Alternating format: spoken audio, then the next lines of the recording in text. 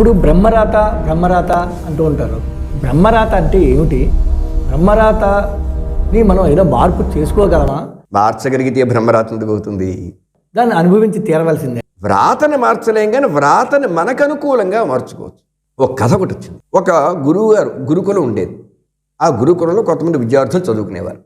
అందులో ఒక అనాథ బాలుడు ప్రవేశించాడు. చదువు చెబుతుంటే వాడు మరి ఏ దైవాంశతో పుట్టాడో తెలియదు కానీ ఒక్కసారి చెబితే మొత్తం అర్థమైపోయింది. ఏకసంతాగ్రహణ మరి నుదుటి మీద ఉన్న బ్రహ్మరాత అతనికి కనిపిస్తుంది. ఆ శక్తి సంపాదించుకుంది. చాలా కాలం అయిన తర్వాత అసలు ఎలా ఉన్నారు గురువుగారు, సార్ చూద్దాము అని కోరి వస్తే గురు దంపతులు వెళ్ళిపోయినప్పుడు కారం చేసేసారు. వీళ్ళిద్దరు ఉన్నారు. ఇందులో ముందు ఆ అబ్బాయి కనిపించాడు. ఈ పిల్లలిద్దరిని చూశాడు. చూస్తే ఒక్కసారి అవాక్కైపోయాడు. ఆ పిల్లల నుడిటి మీద ఏమనుందంటే, ఈ పిల్లవాడు పెద్ద అయిన తర్వాత దుర్భరమైన దారిద్ర్యాన్ని అనుభవిస్తాడు. జీవితకాలం ఎప్పుడు ఒక్క ఆవు మాత్రమే ఉంటుంది అతను. ఆ ఆవిచ్చే పాలతోటే అతను బతకాలి అని రాసింది. అయ్యో ఇదేమిటి పాపం, కుర్రాడలా అయిపోయాడు అని, అయ్యో ఏం పాపం చేసుకుని పుట్టారో, మరి బ్రహ్మరాతను మనం మార్చలేం కదా అని బాధపడిపోయాడు. నా పరిస్థితిలో అయిపోయింది. పర్వాలేదులే, నీ పరిస్థితి నేను మారుస్తాను, నువ్వు నేను చెప్పిన పని చేస్తే చాలు. అయ్యో నువ్వేం చేయమంటే చేస్తాను, నీ దగ్గర ఏముంది ఆస్తి? ఆవు తప్ప ఇంకేం లేదు. ఆవును తీసుకున్నాడు అన్నాడు. సంతలో పెట్టి అమ్మించేశాడు. ఏంటి అన్నయ్య, ఉన్నది ఒకటే ఆవు, దీన్ని అమ్మేస్తే ఇంక నేను ఎలా బతకాలి అంటే, నేను చెప్పాను కదా చేయను. ధనం వచ్చింది, పోలా ధనం వచ్చింది కదా, కొంతకాలం బట్టి హాయిగా బతకచ్చు అనుకున్నాడు.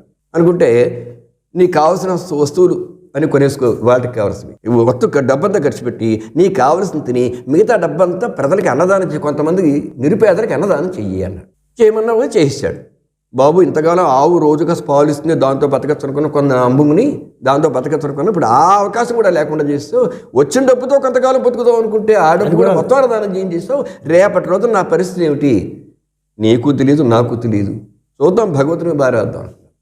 తెల్లారు లేరు చూసేటప్పటికి అక్కడ తన దొడ్లో ఒక ఆవు ఉందండి. ఏమైంది, బ్రహ్మ రోజు వీడి దగ్గర ఒకే ఒక ఆవు ఉంటుంది, అరిచే పాలతోనే బతకాలని రాశాడు. ఇప్పుడు ఆవు లేదు, బ్రహ్మరాత అసత్యం అవుతుంది.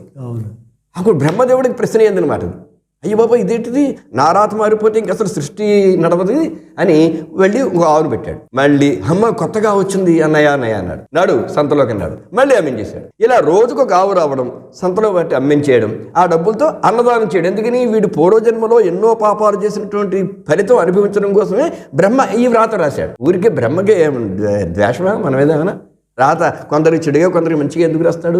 పూర్వజన్మలో వారు చేసినటువంటి కర్మలను బట్టి రోజు ఇలాగే చేయడం మొదలెట్టాడు. శుభ్రంగా హాయిగా అతను జీవిస్తున్నాడు, రోజు 10 మందికి అన్నదానం చేస్తున్నాడు. ఇలాగ ఇతని పాపాలు క్షయించి పుణ్యాత్ముడైపోయాడు. ఆ రకంగా ఇతని తర్వాత ఆ పాపములన్నీ క్షయించిపోయిన తర్వాత హాయిగా అతనికి సంపన్నుడిగా ఉండిపోయాడు.